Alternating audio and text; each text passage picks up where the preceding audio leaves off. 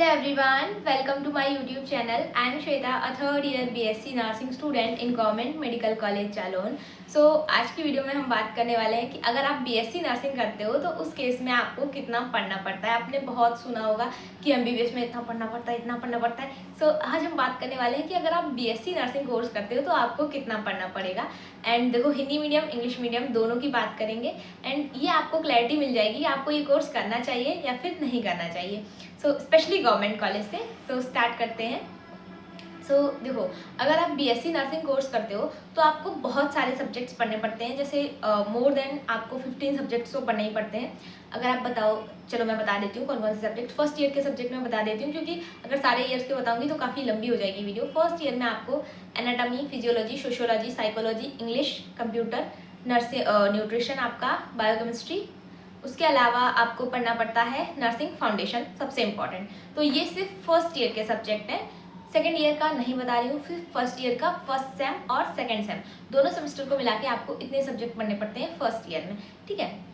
और जो एग्ज़ाम होता है आपका वो दो सब्जेक्ट्स का होता है। जैसे पहले एनाटॉमी और फिजियोलॉजी का एक होगा, फिर सोशियो साइको का एक होगा, फिर जब नेक्स्ट सेम होगा तो उसमें आपका न्यूट्रिशन बायोकेम का एक होगा और नर्सिंग फाउंडेशन उसका आपका एक एग्ज़ाम होगा दोनों सेमेस्टर के मिला के सेकेंड सेमेस्टर में, ठीक है। तो ये सिर्फ फर्स्ट ईयर का मैं बता रही हूँ।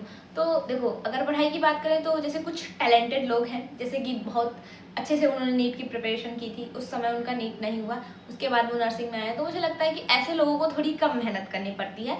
अब ये रीज़न मैं क्यों दे रही हूँ, क्योंकि देखो जो सब्जेक्ट्स हैं आपके एनाटॉमी, फिजियोलॉजी, ठीक है, सोशियोलॉजी, साइकोलॉजी, तो ऐसे सब्जेक्ट्स हैं ये। एनाटॉमी, फिजियोलॉजी स्पेशली आपकी 12th बायोलॉजी से ही रिलेटेड होती है, बट क्या है कि वहाँ पे आपने उसको बहुत कंसाइज वे में पढ़ा था। यहाँ पे ये काफ़ी ब्रॉड आपको पढ़नी पड़ती है।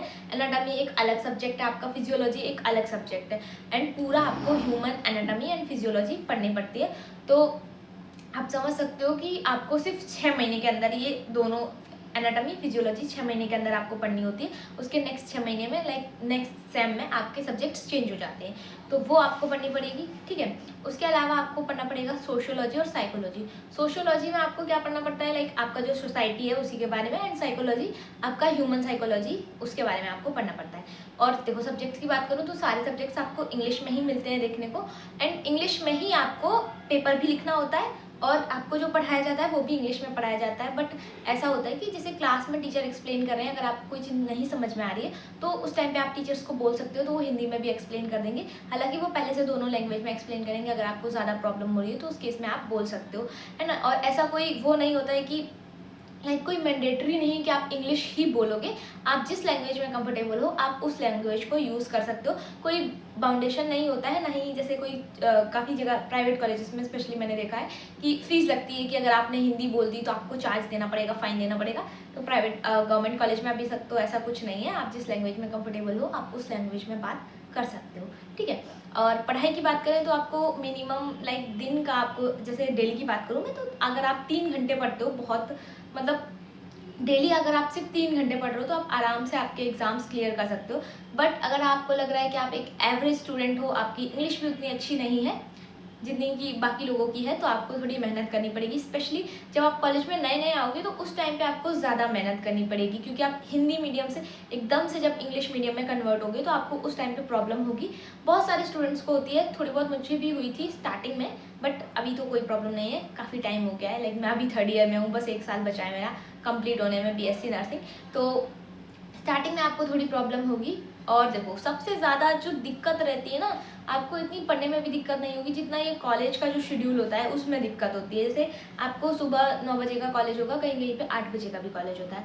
सो काफ़ी लोगों का कॉलेज जो रहता है वो 9 to 5 रहता है, एंड काफ़ी लोगों का कॉलेज जो होता है वो 8 to 4 होता है। बट हमारे कॉलेज की जो टाइमिंग है वो अभी तो काफ़ी सही है, 9 to 4, ठीक है। तो ये हमारे कॉलेज की टाइमिंग है। तो सुबह हम लोग कॉलेज आते हैं, उसके बाद अगर हमारा क्लिनिकल ड्यूटी चल रहा है, जैसे अभी इस टाइम पे क्लिनिकल ड्यूटीज़ हमारी चल रही हैं, तो हमारे यहाँ पे क्या होता है कि क्लिनिकल ड्यूटीज़ और कॉलेज दोनों साथ में चलता है। काफ़ी जगह पे क्लिनिकल ड्यूटीज़, जब क्लिनिकल ड्यूटी चलती है तो कॉलेज नहीं होता, या फिर कॉलेज चलता है तो उस टाइम पे क्लिनिकल ड्यूटी नहीं होती। बट हमारे यहाँ पे क्या है कि सुबह में हम लोग क्लिनिकल जाएंगे एंड शाम में हमारी क्लासेस चलती हैं, या फिर अगर हमारी इवनिंग ड्यूटी चल रही है तो उस केस में हम सुबह कॉलेज जाते हैं और शाम को क्लिनिकल ड्यूटी जाते हैं। बट जब आप फर्स्ट ईयर में आओगे तो फर्स्ट ईयर में वो इवनिंग ड्यूटी नहीं लगाते हैं। फर्स्ट ईयर में सिर्फ आपका जो है मॉर्निंग ड्यूटीज़ रहता है, वो भी सिर्फ 4 घंटे की ड्यूटी ड्यूटी रहती है। जैसे अगर सुबह आपकी ड्यूटी है, अगर आपका कॉलेज 8 to 4 है तो आपकी ड्यूटी रहेगी 8 to 12।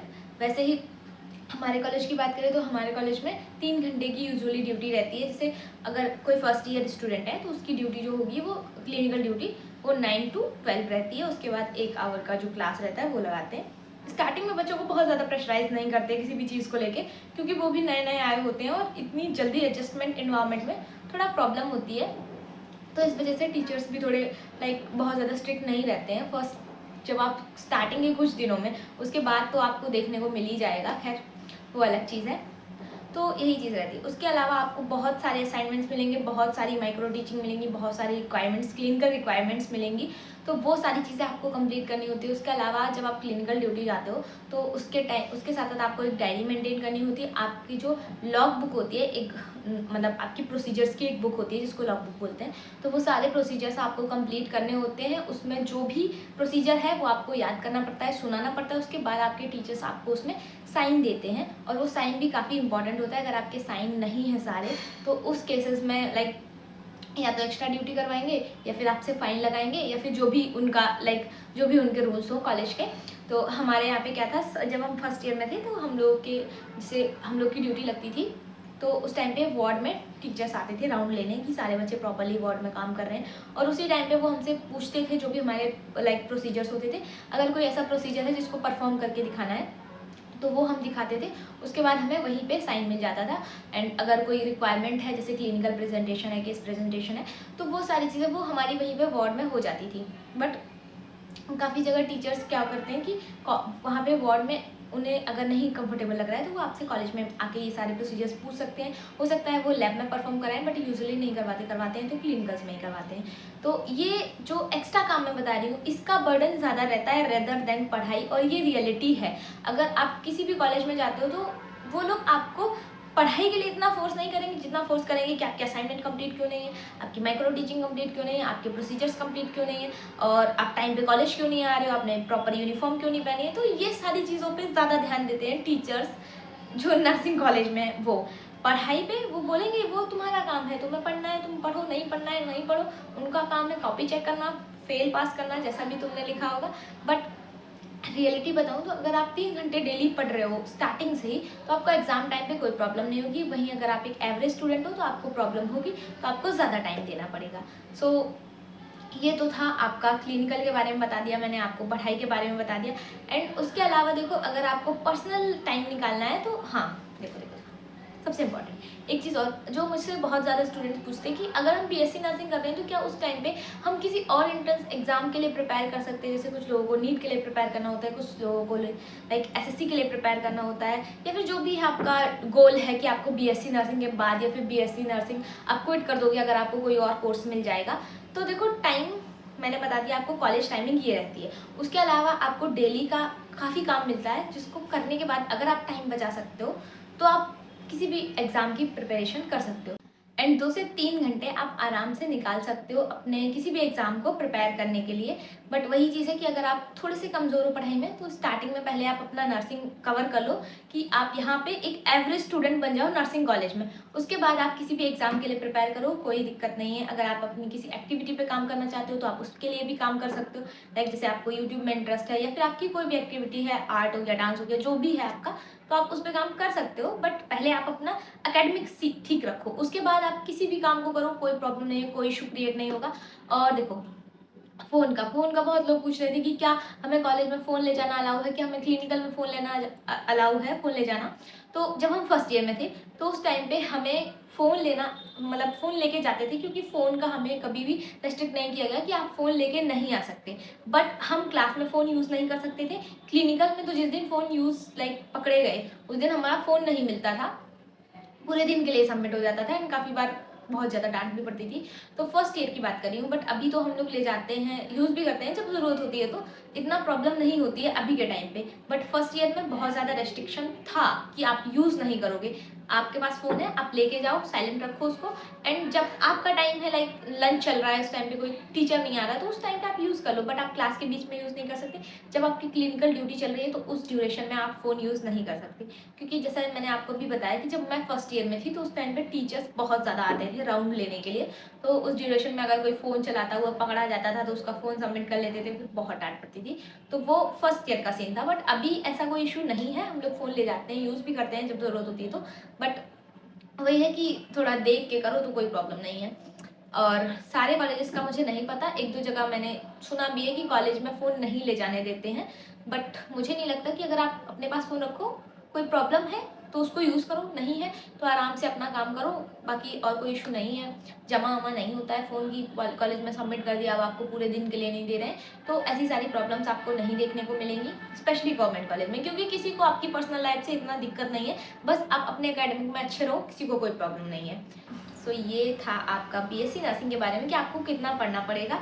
आप अपने अकॉर्डिंग देख सकते हो कि आप एवरेज स्टूडेंट हो, आपको इंग्लिश में प्रॉब्लम हो रही है, या फिर आप एक सीबीएसई स्टूडेंट हो जिसको इंग्लिश में कोई प्रॉब्लम नहीं है, या फिर आप एक नीट प्रिपेयर किए हुए स्टूडेंट हो तो आपको उतनी प्रॉब्लम नहीं होगी, सीरियसली बता रही हूँ। बट स्टार्टिंग में देखो, शेड्यूल की वजह से हो सकता है कि आप ज़्यादा थक जाओ स्टार्टिंग में, बट एक बार आप यहाँ पे एडजस्ट कर लोगे तो आपको उतनी दिक्कत नहीं होगी। तो ये सब कुछ मैंने आपको बता दिया। इसके अलावा अगर आपको कोई भी डाउट है तो आप लोग पूछ सकते हो कमेंट बॉक्स में, एंड या एक बार आप मेरे चैनल को विजिट करके ज़रूर देख लेना, क्योंकि आपको आपकी ज़रूरत की मोस्ट ऑफ द चीज़ें इस चैनल पे मिल जाएंगी, जो नहीं मिलती है उसके लिए आप कमेंट कर सकते हो। एंड मुझे आप लोगों की तरफ से एक फीडबैक चाहिए, मेरे पास क्लिनिकल्स से रिगार्डिंग एंड कॉलेज के रिगार्डिंग बहुत सारी स्टोरीज़ हैं, बहुत सारे इंसिडेंट्स हैं सुनाने के लिए।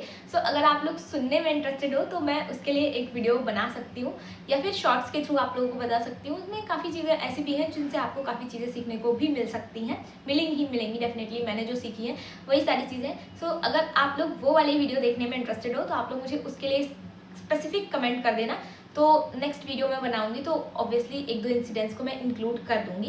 बाकी आज की वीडियो के लिए इतना ही है। आई होप ये वीडियो आपने एंजॉय किया होगा। अगर आप चैनल पर नए हैं तो प्लीज़ चैनल को सब्सक्राइब कर लीजिए ऐसी और इन्फॉर्मेटिव वीडियोज़ के लिए। सो मिलते हैं नेक्स्ट वीडियो में, बाय बाय।